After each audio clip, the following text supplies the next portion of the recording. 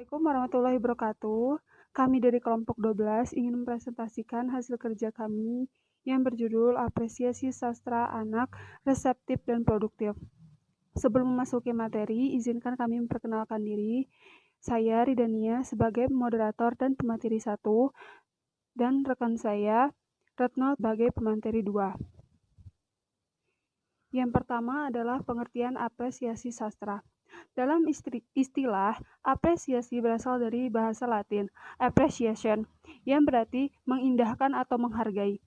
Pengertian apresiasi yang dinyatakan oleh Gov dalam Alimudin 2002 halaman 25 bahwa kata apresiasi dalam arti luas mengandung arti pengenalan melalui perasaan atau pendekatan batin dan pemahaman, pengakuan terhadap nilai-nilai keindahan yang diungkapkan oleh pengarang.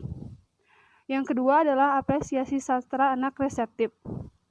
Yang pertama adalah pendekatan emotif. Pendekatan emotif adalah usaha menemukan unsur-unsur yang dapat memunculkan emosional dan perasaan pembaca, setting, dan yang menarik, serta yang menghubungkan dengan isi gagasan, alur, Pendekatan diktis adalah suatu pendekatan yang berusaha menemukan dan memahami gagasan, tanggapan evaluasi, maupun sikap pengarang terhadap kehidupan. Materi selanjutnya akan disampaikan oleh teman saya, yaitu Retno Adinda. Kepada Retno Adinda, kami persilakan. Baik, di sini saya akan melanjutkan penjelasan dari teman saya. Selanjutnya ada pendekatan analitis. Pendekatan analitis merupakan suatu pendekatan yang berusaha memahami gagasan, cara pengarang menampilkan gagasan atau mengimajinasikan ide-idenya, sikap pengarang dalam menampilkan gagasannya, elemen intrinsik dan mekanisme hubungan dari setiap elemen intrinsik itu sehingga mampu membangun adanya keselarasan dan kesatuan dalam rangka membangun totalitas bentuk maupun totalitas maknanya.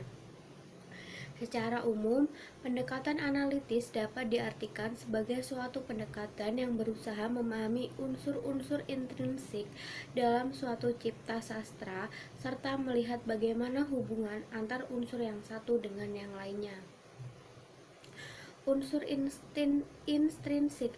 Unsur intrinsik adalah unsur pembentuk karya sastra yang terdapat dalam karya itu sendiri, seperti tema, alur, amanat, bahasa, dan setting.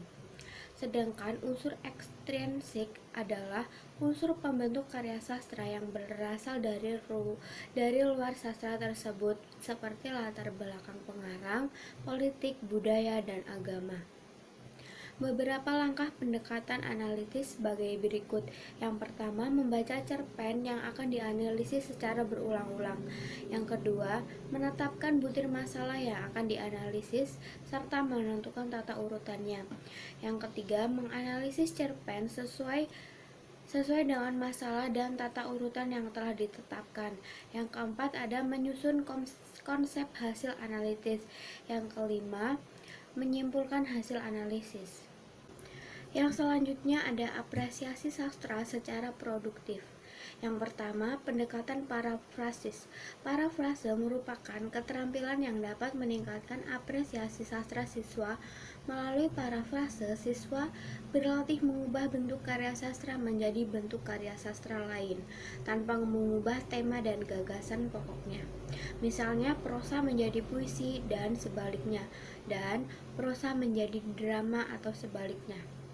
Teknik memparafrasekan puisi menjadi prosa dapat dilakukan dengan berbagai cara berikut. Yang pertama, teknik larik, yaitu perubahan bentuk puisi ke dalam bentuk prosa dengan mendasarkan kepada kalimat demi kalimat yang terdapat dalam puisi tersebut. Yang kedua, teknik bait, yaitu perubahan bentuk puisi menjadi prosa didasarkan kepada susunan bait demi bait yang menyusun puisi yang diparafrasekan. Yang ketiga ada teknik global, yaitu perubahan bentuk puisi menjadi prosa yang didasarkan kepada keseluruhan unsur yang membentuk puisi itu. Makna yang tercermin dalam puisi itu diluangkan ke dalam bentuk prosa. Yang selanjutnya ada pendekatan analitis. Pendekatan analitis bertujuan untuk meningkatkan taraf apresiasi sastra anak sekolah dasar secara reseptif. Pendekatan analitis merupakan pendekatan yang mengarahkan pembaca untuk memahami unsur-unsur intrinsik yang membangun suatu karya sastra tertentu dan hubungan antar unsur yang satu dengan yang lainnya sebagai suatu kesatuan yang utuh.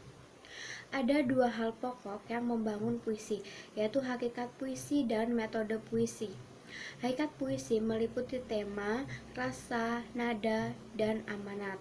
Sedangkan metode puisi meliputi diksi, gaya bahasa, kata konkret, imagery, ritme, dan rima. Hubungan keduanya erat seperti hubungan jiwa dan tubuh, sehingga hakikat puisi disebut unsur batiniah dan metode puisi disebut unsur lahiriah. Baik, itu saja yang dapat saya sampaikan. Saya kembalikan ke moderator. Presentasi dari kami, lebih kurang kami mohon maaf. Wabillahi taufiq wal hidayah. Wassalamualaikum warahmatullahi wabarakatuh.